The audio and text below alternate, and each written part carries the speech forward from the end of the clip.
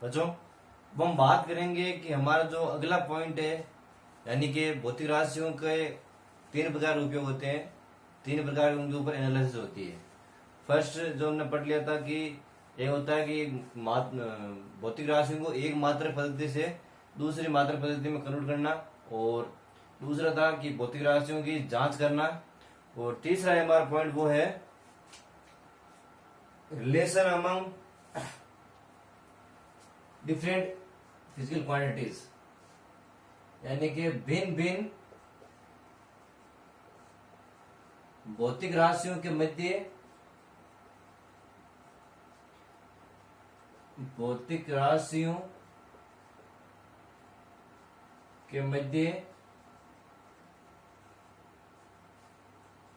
संबंध, भिन्न भिन्न भौतिक राशियों के मध्य संबंध। अब यहां पर जो मैंने वर्ड लिखा था कि भिन्न भिन्न भौतिक राशियों के मध्य संबंध, फिजिकल क्वांटिटीज के अंदर जो हम डिफाइन करेंगे, उसकी विमाओं का विश्लेषण करेंगे कि अगर हम किसी एक फिजिकल क्वांटिटीज को लें जिसके बोथ साइड में डिफरेंट टाइप की एक क्रिटिकल क्षमता हो, क्रिटिकल एक तरह की ऑब्जर्वेशन हो कि उसका एलएचएस पार्ट है वो अलग हो, उसकी विमा डिफरेंट हो, देन फिर हमें आरएचएस पार्ट की जो विमाएं है वो डिफरेंट तरीके से फाइंड करनी है। तो यहाँ पर मैं एक एग्जाम्पल रूप में आप लोगों को बता दूं कि आपने कहीं पे एक सर्कस के अंदर मौत का कुआं देखा होगा। उस मौत के कुएं में जैसे कि राउंडली कोई कार है, कोई बाइक है, वो सर्किल और वर्ताकार पथ में घूम रही है, ड्राइवर है वो मतलब घुमा रहा है। तो उसी टाइम में हम यहाँ पर ऑब्जर्वेशन करेंगे, हम यहाँ पर थिंकिंग करेंगे कि माना कि कोई एक एम मास का पार्टिकल है, माना कि एक एम द्रव्यमान का कण है, एम द्रव्यमान का एक कण है जो v वेग से r त्रिज्या के वर्ताकार पथ में गति करता है, वर्ताकार पथ में एक समान रूप से गति करता है, वर्ताकार पथ में एक समान रूप से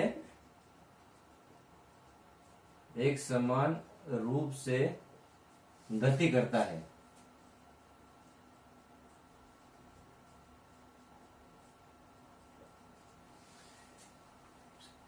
ठीक है बच्चों, हमारे पास एक किसी पार्टिकल का एक मास अवेलेबल है, देन फिर उसकी जो राउंडिंग करने की या फिर गुणन करने की जो वेलोसिटी वो हमारे पास अवेलेबल है, और आर त्रिज्या के उस सर्किल पथ के जो सर्किल पथ है उसमें वो घूर्णन कर रहा है।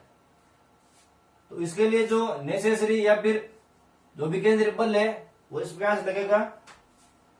इसके अंदर जैसे कि करता है तो कर्ण पर लगने वाला अभिकेंद्रीय बल, तो कर्ण पर लगने वाला अभिकेंद्रीय बल,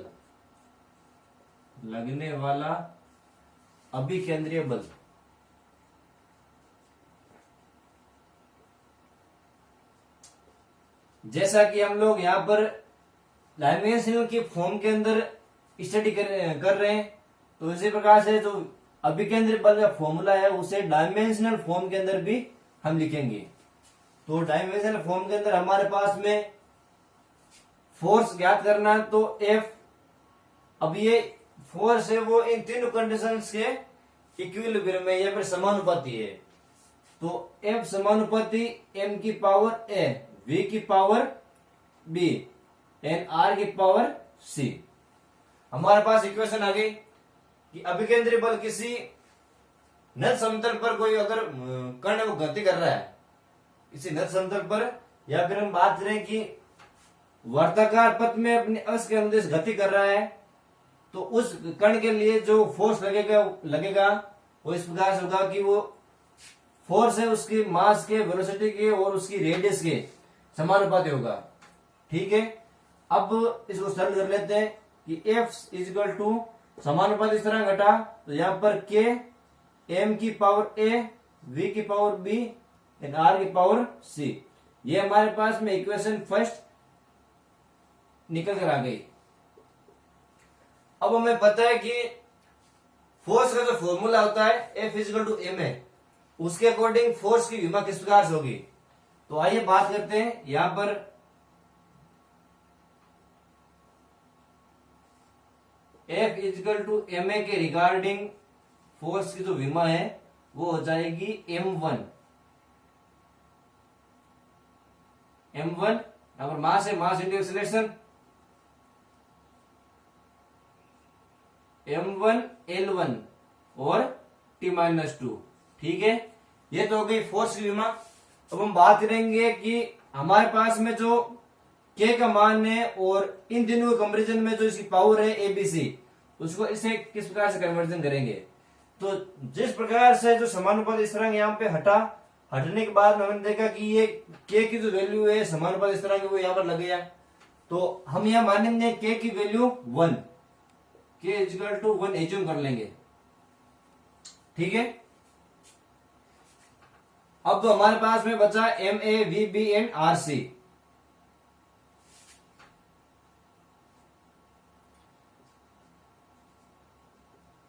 M की पावर A, V की पावर B एंड R की पावर C। ठीक है बच्चों, तो यहां पर मैं आप लोगों को बता दूं कि जो V है वो वेलोसिटी को डिफाइन करता है एंड R है वो लेंथ को डिफाइन करता है तो रेडियस, और रेडियस किसमें होगी, लेंथ में होगी। तब हम इसे इस प्रकार से लिखेंगे जैसे कि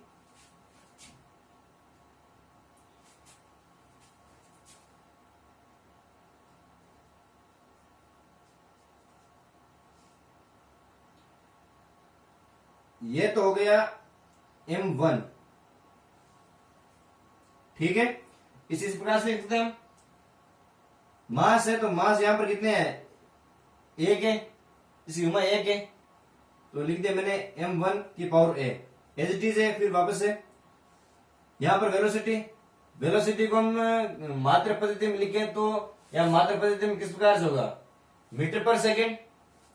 वेलोसिटी हो गई हमारे मीटर पर सेकेंड, तो मीटर पर सेकेंड की विमा किस प्रकार से होगी, L1T-1।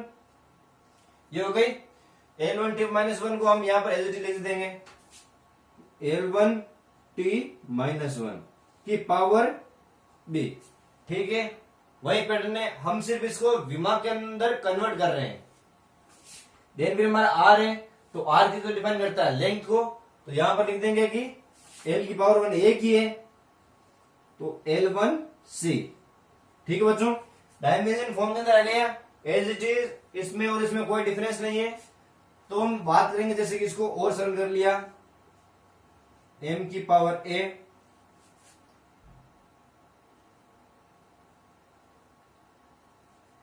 देन फिर ये एक L1 यहां पे और L1 यहां पे, तो इसको और इसको हम जोड़ सकते हैं, ऐड कर सकते हैं।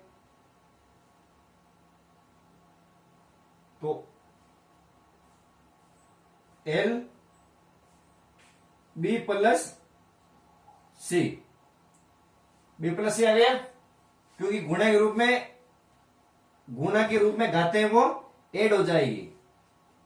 यहां पर जो C है वो तो एज इट इज आ गया, देन यहां पर क्या आ जाएगा B, इसे 1 से मल्टीप्लाई होगा। तो फिर हम बात करेंगे जैसे कि हमारे पास में जो T बचा हुआ है, तो T के लिए यहां पर आ जाएगा T-B। सेम प्रोसीजर है, कुछ डिफरेंस नहीं इसके अंदर, मल्टीप्लिकेशन किया है बस सिंपल सा। इसके थ्रू हम बात करेंगे अगर अगला वाला पॉइंट है उसके अंदर कि हमारे पास जो पावर है A B प्लस C और माइनस B, इसको कंपेरिजन करेंगे इससे कि A की जगह पर B प्लस C की जगह पर और माइनस B की जगह पर यहां पर जो वैल्यूज है वो कौन कौन सी पुट की गई है, कंपेरिजन करना है हमें। तो हम यहां पर लिखेंगे जैसे कि A की जो वैल्यू है वो हो जाएगी ए की वैल्यू हो जाएगी हमारे पास में 1। देन फिर बी की जो वैल्यू है, बी प्लस सी की, सॉरी, बी प्लस सी की जो वैल्यू है वो आ जाएगी 1, और माइनस बी की वैल्यू है -2। ठीक है बच्चों, ये वैल्यू मैंने ऐसे चीज लिख दी यहां पे, -b इजिकल टू -2। सरल कर लिया इसको, और माइनस से माइनस चिन्ह कैंसिल हो गया तो b इजिकल टू 2 आ गया। अब हम बात करेंगे कि हमारे पास a की वैल्यू फाइंड की गई है, b की वैल्यू दी हुई है, वैल्यू में c की फाइंड करनी है। तो c के लिए मैं यहां पर इस प्रकार से लिख देता हूं कि c is equal to 1 minus b। ठीक है बच्चों, सरल हो गया। फिर b की वैल्यू हमारे पास में क्या है, 2 वैल्यू हम यहां पर लिख देते हैं, c is equal to 1 minus 2। Then c की वैल्यू हमारे पास में निकल के फाइंड हो गई -1। ठीक है बच्चों, c की वैल्यू हमारे पास में आ गई -1। अब इस वैल्यू को यहां पर लिख देते हैं वापस, m1 और l, b प्लस सी की कंप्लीट की वैल्यू क्या निकले आ गई -1, सी की वैल्यू आगे निकल कर -1।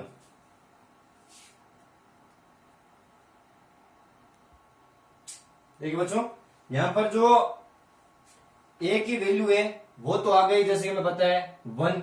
देन फिर हमारे पास में b प्लस सी, पहले हमारे पास में जैसे कि b प्लस सी के अंदर b की वैल्यू तो फाइंड थी 2, और c की वैल्यू हमने वापस निकाले -1। तो एक फॉर्मूले अकॉर्डिंग अगर हम बात करें तो b की वैल्यू हमारे पास में 2 है, और c की वैल्यू क्या आ गई -1, तो l की पावर 1 आ गई। ठीक है बच्चों, तो यहां पर हम लिख देंगे कि l की पावर 1। तो हम बात करेंगे t की पावर के रूप में, तो t यहां पर है हमारे पास -b, तो ये है पॉजिटिव के रूप में, -b की वैल्यू हम लिख देंगे यहां पे t -2। तो ये कौन सा पार्ट हो गया, RHS पार्ट हो गया, और ये LHS हमने जो फाइंड किया था, फोर्स की जो विमा निकाली थी यहां साइड में। अब ये जो विमा है वो किसके इक्वल है, RHS के, RHS के इक्वल है। अब इस कंप्लीट प्रोसीजर को हम लोग इस पैटर्न के अंदर है वो लिख देंगे। देखिए कि F is equal to K M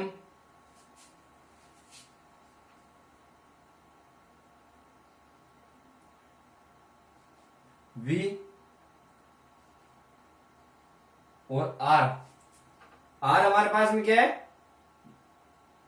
-2। यहां पर तो जैसे कि समय के बारे में हो गया, यहां पर हम बात करेंगे लेंथ के बारे में, लेंथ के बारे में बात करेंगे। तो यहां के लिए F is equal to KMV, then ये हो गया -2, और ये हो गया रेडियस के अंदर। C की वैल्यू हमारे पास में क्या फाइंड की गई है, C की वैल्यू हमारे पास क्या फाइंड की गई, -1 फाइंड है, तो यहां पर लिख देंगे -1। देन फिर K is equal to MV upon R। ये हमारे पास में अभिकेंद्रीय बल जो निकलेगा किसी पार्टिकल पर, यानी कि अगर कोई पार्टिकल राउंडली किसी वर्तकार पथ में R रेडियस पे घूर्णन गति कर रहा है, तो उस पर जो अभिकेंद्रीय बल लगेगा उसका मान होगा F is equal to KMV upon R। ठीक है बच्चों, ये तो हो गए हमारे जो मात्रक पद्धति है उनके बारे में। अब हम बात करेंगे कि हमारे पास में जो अगला टास्क दिया हुआ है उसके बारे में।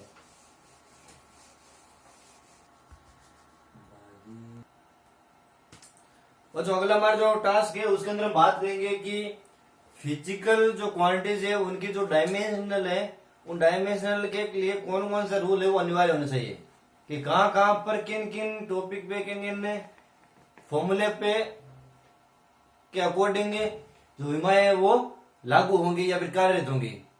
कुछ लिमिटेशन होती है उसके बारे में हम बात करेंगे यहाँ पर, कि हमारा जो फर्स्ट लिमिट है उसके बारे में देखिए कि विमेय समीकरण द्वारा किसी भौतिक राशि का संख्यात्मक मान विमेय राशियों के बारे में जानकारी को नहीं बताया जा सकता, यानी कि नंबर के बारे में हम लोग उसकी विमा वो डिफाइन नहीं कर सकते। अगर कोई यूनिट होगा तभी हम इसकी विमा को डिफाइन कर सकेंगे, नहीं तो नंबर और अगर अदरवाइज कोई जैसे कि ये हो गई विमायन राशि, तो इसके बारे में हमें जो विमा है उसके बारे में पता नहीं है।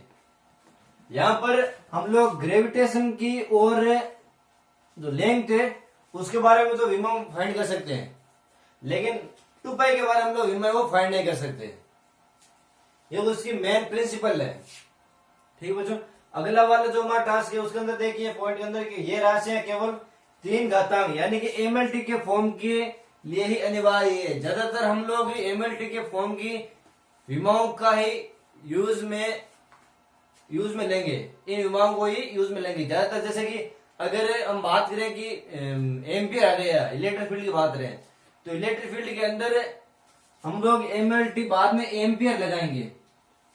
तो अलग कैटेगरीज वाइज किसी भी फॉर्मूले को, जैसे कि विद्युत धारा के अगर हम बारे में बात करें तो विद्युत धारा का फॉर्मूला क्या होता है, I = Q/T, यानी कि कूलम अपॉन सेकेंड, ये हो गया। और कूलम का जो फॉर्मूला है वो क्या होता है, ampere into second, ampere into second upon second. तो इसका जो एक फॉर्मूला इस प्रकार से बन गया कि ampere second dot second inverse, ampere dot +1 -1, ये क्या हो गया इसके बारे में, गुणा के रूप में घन जुड़ती है, 1 - 1 0।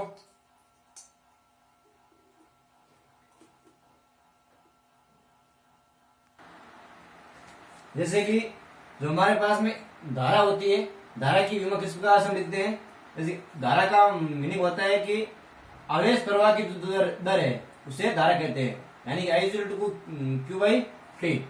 तो Q की जो वैल्यू है वो इस प्रकार से होगी, उसका जो मात्रक है वो होगा कूलम अपॉन सेकेंड, और कूलम का मतलब होता है ampere into second, ampere into second बटा सेकेंड, तो सेकेंड सेकेंड कैंसिल, और एम्पियर का कितना विमा कितनी हो गई, A1। तो उस कंडीशन में धारा है वो मतलब कि मास के बिना तो बहेगी नहीं, फिर उसके अंदर एक टाइम पीरियड भी होगा, देन फिर एक लेंथ भी होगी, तो उसके लिए एक कंप्लीट और अलग प्रोसीजर है वो बन जाएगा। जैसे कि हम यहाँ पर इसकी जो विमा है वो फाइंड करेंगे कि एल की जो विमा है वो तो हो जाएगी L1, और हमारे पास में जो G है ग्रेविटेशन, उसी विमा क्या होगी कि जैसे कि m0 L1T - 2, L1 से L1 कैंसिल, देन फिर इसको ऊपर वापस ले जाएगा तो m0 T2 हो गया। तो 0 को यहां पर वैसे मतलब है नहीं, ये कंप्लीट 0 हो गया, T2। अब इसका रूट ऑफ लेंगे तो इसमें हो जाएगा T, देन फिर जो हमारे पास में वैल्यू हो जाएगी वो हो जाएगी T = 2πT। 2π के हमारे पास वैसे भी विमा फाइंड नहीं है, तो ये दोनों क्या हो गए, इक्वल हो गए, ये दोनों इक्वल हो गए। ठीक है बच्चों, तो इस प्रकार से हम लोग कह सकते हैं कि किसी भी संख्यात्मक मान या फिर जो हमारे पास में विमायन राशि है उनके बारे में हम लोग बता नहीं सकते, और एमएलटी का यूज है वो हर किसी भी मात्रक की या फिर भौतिक राशियों की विमा को फाइंड करने के लिए यूजफुल होगी। एमएलटी की जो त्रिघातांक फॉर्म है वो हमेशा ही यूज में होगी। अगला वाला जो पॉइंट है वो है कि विमेय समीकरण से त्रिकोणमितीय चरघातांकी फलनों वाले समीकरण विमाओं का विश्लेषण संभव नहीं है, क्योंकि ये विमायी राशि होती है। ट्रिग्नोमेट्री लॉगरिथम और जिसकी घात 4 होती है, या फिर हमने बात की थी कि एमएलटी के अलावा कोई भी फॉर्म होगी तो उनके लिए विमाएं फाइंड करना संभव नहीं है, क्योंकि ये सारी जो है वो विमायी राशि हो जाएगी, उनकी राशि विमाएं लगेगी नहीं फिर। ठीक है, और विमेय समीकरण से राशियों के सदिश और अदिश होने का पता या नहीं लगाया जा सकता। ये नहीं फाइंड कर सकते कि ये जो क्वांटिटी है वो अदिश है या फिर सदिश है। ठीक है बच्चों, ये तो हो गए हमारे कुछ सीमा बंधन, कुछ लिमिटेशन की किस प्रकार से किसी भी फिजिकल क्वांटिटीज पर विमा है वो पाबंद, विमाओं का पाबंद है वो लगेगा और कहां पे नहीं लगेगा। अगले वाला जो हमारा टास्क है वो है एरर के बारे में, त्रुटि के बारे में। त्रुटि का रिलेशन होता है वो इस प्रकार से होता है कि सामान्यतः त्रुटि को कहते हैं कि एरर। अब देखिए एरर होते हैं वो दो प्रकार के होते हैं, एक होता है एक्यूरेसी और एक होता है प्रिसीजन। ये दो अलग अलग पॉइंट है जिनका मीनिंग होता है शुद्धता करना, यानी कि उसको किसी भी क्वांटिटी को किसी भी वैल्यू को शुद्धतम रूप में फाइंड करना या फिर डिफाइन करना। तो उसके लिए मैं आप लोगों को बात बता दूं कि त्रुटि होती है किसी भी नंबरिंग को या फिर किसी भी प्रयोग को सही करने में। जैसे कि हम कोई एक्सपेरिमेंट कर रहे हैं, उस एक्सपेरिमेंट को बाय रूल्स ऑफ हमने एग्जिट किसी भी कार्य में उसे कार्यरत किया, कार्यरत करने के बाद में हमें वो उसका जो रिजल्ट है वो नेगेटिव प्राप्त हुआ। तो या तो हम जो सब्सटेंस ले रहे हैं, अगर हम केमिकल रिएक्शन कर रहे हैं या फिर केमिकल एक्सपेरिमेंट कर रहे हैं, तो उसके लिए अगर हमारे पास में कुछ रिजल्ट है वो अगर नेगेटिव आ जाता है, तो नेगेटिव आ जाता है या तो हमारे पास जो उपलब्ध एलिमेंट है उन एलिमेंट्स में कमी है, या फिर हमने जो गणना की है वो गणना सही नहीं है, या फिर जो मशीन से हमारे पास एक्सपेरिमेंट के लिए जो हमारे पास वस्तु उपलब्ध है वो वस्तुएं सही तरीके से हमने उसका यूजफुल तरीके से काम में नहीं लिया गया। तो ये कुछ किसी प्रयोग को करने में कमियां होती है, रिजल्ट के सही नहीं आने की कमियां होती है, तो उन कमियों कहते हैं एरर। कहते हैं एरर यानी कि किसी भौतिक राशि में कमी करना। और फिजिकल टॉपिक के अंदर एरर का मतलब होता है कि वास्तविक मान और यथार्थ मान में अंतर, वास्तविक मान और परीक्षण मान में अंतर कहते हैं। ट्रू वैल्यू और मेजर वैल्यू में जो डिफरेंस होगा वही हमारे एरर कहलाएगा। आइए उसके बारे में बात करते हैं।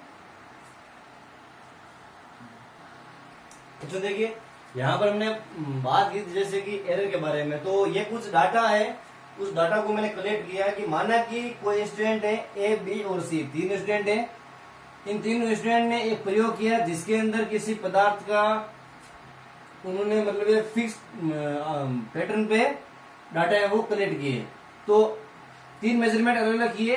तो पहले स्टूडेंट ए ने जो पहले प्रयोग में डाटा बनाए कलेक्ट किए वो थे 0.52 ग्राम, बी ने 0.515 ग्राम और सी ने 0.521 ग्राम। ये तीनों डाटा से अलग अलग है। यहाँ पर हो गए दूसरे एक्सपेरिमेंट में 0.51, 0.516, 0.520 और तीसरे में 0.50 ग्राम, देन फिर 0.514 और 0.520 ग्राम। अब इन तीनों का जो एवरेज है यानी कि तीनों जो एक्सपेरिमेंट है वो नियर अबाउट कहां पर आ रहे हैं, यानी कि या तो किसी एक पॉइंट ज्यादा है या एक पॉइंट उससे कम है, लेकिन है उसके आसपास सर्किल में। तो इनका जो एवरेज पॉइंट आ गया तीनों का, तीनों एक्सपेरिमेंट में 0.51 ग्राम,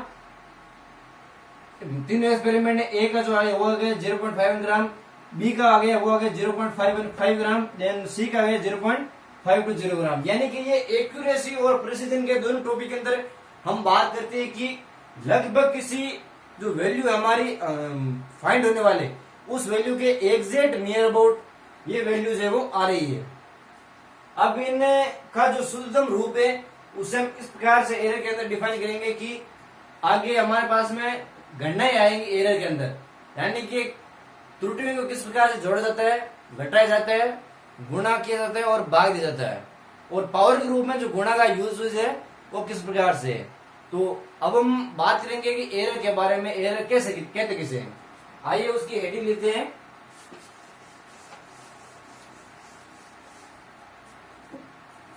एरर, सबसे पहले जो हमारा हेडिंग है वो है एक्यूरेसी एंड एरर्स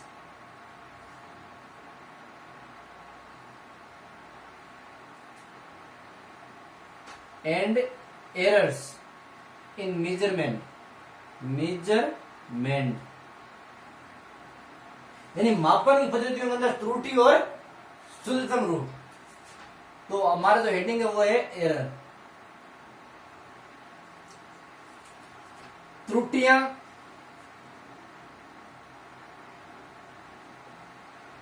वास्तविक मान जो हमारी ट्रू वैल्यू है, वास्तविक मान वे मापे गए मान के बीच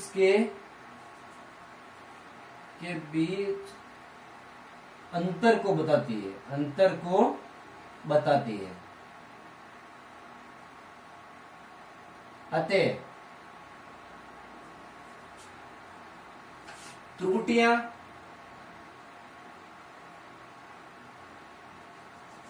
सामान्य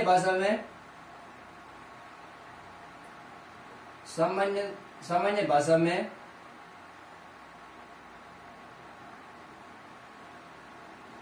त्रुटि का अर्थ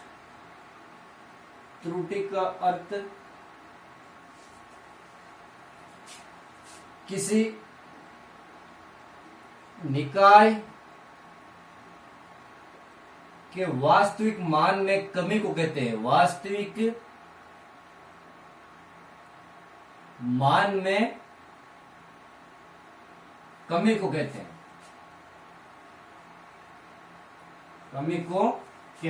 ठीक है। अब हम बात करेंगे कि एरर कितने प्रकार के होते हैं। देखिए, वो जो सामान्यतः एरर होते हैं वो इस तो नॉर्मली 3 प्रकार के होते हैं यहाँ पर, और कैलकुलेशन एरर के अंदर वो होते हैं 3 प्रकार के अलग। सबसे पहले हम लोग बात करेंगे यहाँ पर कि हमारे पास जो क्रमबद्ध त्रुटि, यादृच्छिक त्रुटि और स्तुत त्रुटि यानी कि systematic, gross and random error, उनके बारे में कि वो एरर कौन कौन से होते हैं, उनकी परिभाषा किस प्रकार से होती है। और हमारे पास जो दूसरा पॉइंट है कि कैलकुलस एरर के अंदर हम बात करेंगे कि एक तो एब्सोल्यूट एरर, दूसरा है वो relative error and percentage error. तो सबसे पहले हम लोग बात करेंगे सिस्टमेटिक एरर के बारे में। सिस्टमेटिक एरर के बारे में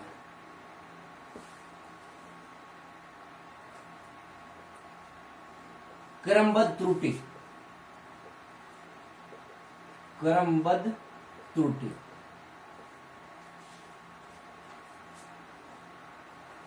देखिए बच्चों, इसके अंदर हमारे पास में कुछ पॉइंट है, यानी कि वो एरर जो किसी निकाय के अंदर क्रमबद्ध रूप से हो। निकाय के अंदर क्रमबद्ध रूप से किस प्रकार से होंगे, जैसे एक तो हो गया प्रायोगिक रूप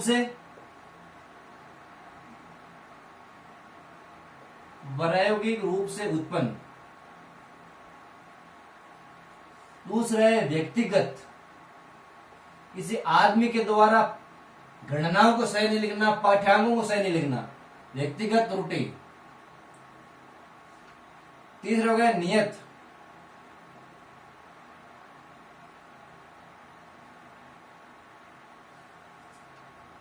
बाह्य कारकों के कारण।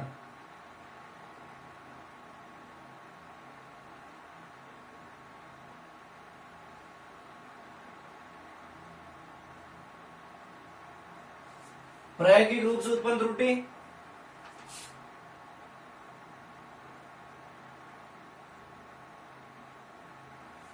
व्यक्तिगत त्रुटि, नियत त्रुटि और बाह्य कारण त्रुटि। ये जो एरर्स है इनको व्यवहारिक रूप से दूर किया जा सकता है। व्यवहारिक रूप से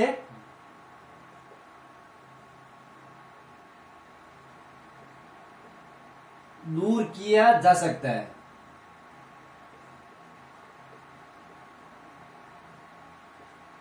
यानी कि बच्चों, जैसे कि हम लोग प्रयोग करते हैं तो प्रयोग करने में हमारे जो एरर आ गए, कुछ कमी आ गई, तो उन मानों को, जैसे कि मैंने पहले डाटा बताए थे, तो मेजरमेंट के कुछ प्रोसेस है वो अलग अलग होते हैं। कि मेजरमेंट फर्स्ट में अलग वो एरर अलग आया था, रिजल्ट अलग आया था, सेकंड में अलग आया था, थर्ड में अलग आया था, उनका एवरेज था, वो एक सिस्टमेटिक था, शेड्यूल टाइप में था। तो प्रायोगिक रूप में एक्सपेरिमेंट अगर हम कोई करते हैं तो उनके बीच में जो एरर आता है उसे तो हम वहां पे एक्सपेरिमेंट करके दूर कर सकते हैं। व्यक्तिगत कोई केमिकल के अंदर या फिर हमारे जो अस्पताल को गणना के रूप में अगर हम करें बात, तो उस चीज को हम लोग दूर कर सकते हैं वापस से सही तरीके से इस्तेमाल करके। नियत त्रुटि कुछ चीजों के अंदर, जैसे कि हम बात करें कि हमें उस चीज का बोध नहीं है और कांस्टेंट है करके उसमें इतनी त्रुटि होनी है तो होनी है, फिर भी हम गणना कर रहे हैं, लेकिन हमारा जो रिजल्ट आ रहा है वो रिजल्ट एक्यूरेट नहीं आ रहा है, गलत आ रहा है, या फिर हमें उसकी बोध नहीं उस चीज का कि इस जो हमने पहले वाला वस्तु ली थी, जो पहले वाला एक्सपेरिमेंट किया था, उसकी जो त्रुटि है वो नियत रहेगी, यानी ये कॉन्स्टेंट रहेगी। तो उसके अंदर वो आएगी नियत त्रुटि के अंदर। और बाह्य कारणों के अंदर ताप दाब का जो प्रभाव होता है, उस इफेक्ट से अगर कोई त्रुटि कमी आ रही है तो उन त्रुटि को